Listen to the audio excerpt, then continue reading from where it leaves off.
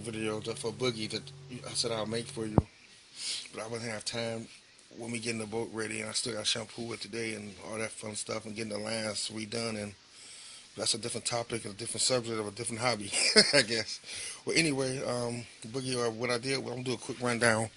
You can follow along on how far you got or how your setup is. But on the thermometry, I went to the data output, obviously going into the receiver, binding data, binding data, and then the auxiliary 3 is going straight to the 3GX input, and then of course, like I said, for the 2-in-1 and voltage data read.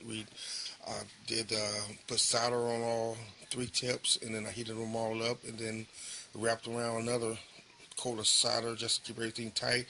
Went with some heat shrink, as you can see right there. Then to top it off, to make sure individual wires, I taped them all together, make sure nothing moves. So when I'm flying, I don't have to worry about losing this bird, like I said, due to mechanical wiring, failure or whatever.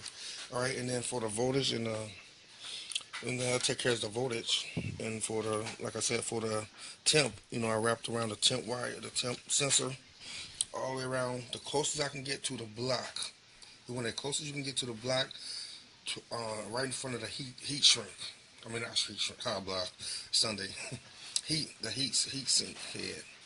That's gonna get you your best temperature from all my research. Everyone says that you gotta be close as you can, but not on the heat sink if possible.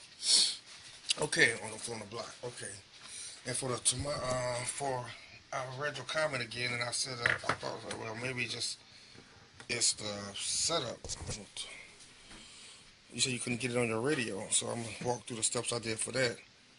I'm gonna hit this, get it to the main option screen for the heli.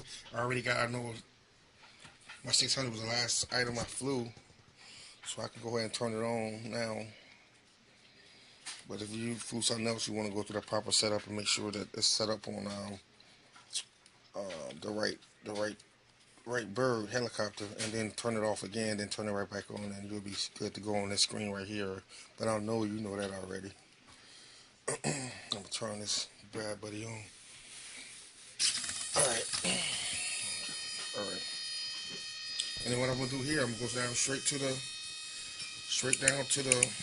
Forgive me for saying this. I can't. My speech impaired. Terminology, whatever.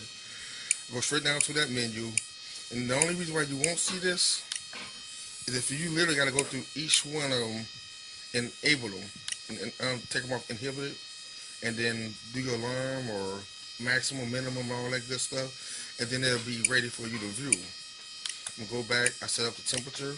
I got it on act. I got it on. Of course, I don't care how cold it get. Really, ain't gonna be finding 0 below.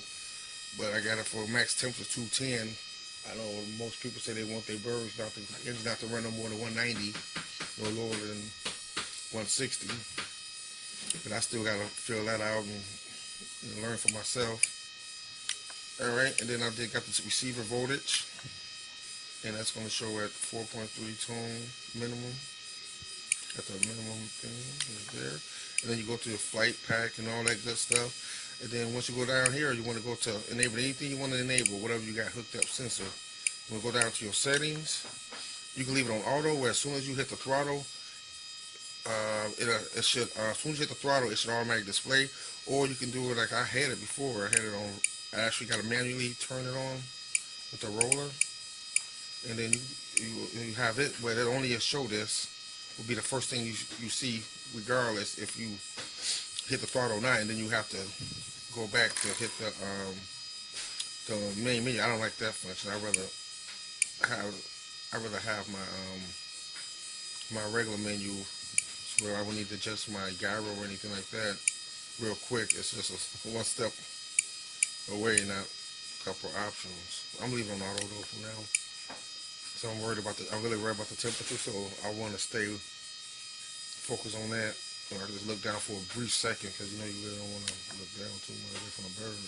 Then what I'm going to do is I'm going to go back to the main, go back to the main, and it should show up. I see when I hit the throttle, go right back and hit the roller again. Go back to the menu. As soon as I hit the throttle, it should automatically take me to the telemetry. And there you go, buddy. Quick video, like I said, and I hope this helps you in all ways and forms. So you have a good day and fly hard, or don't spool up. All right, peace.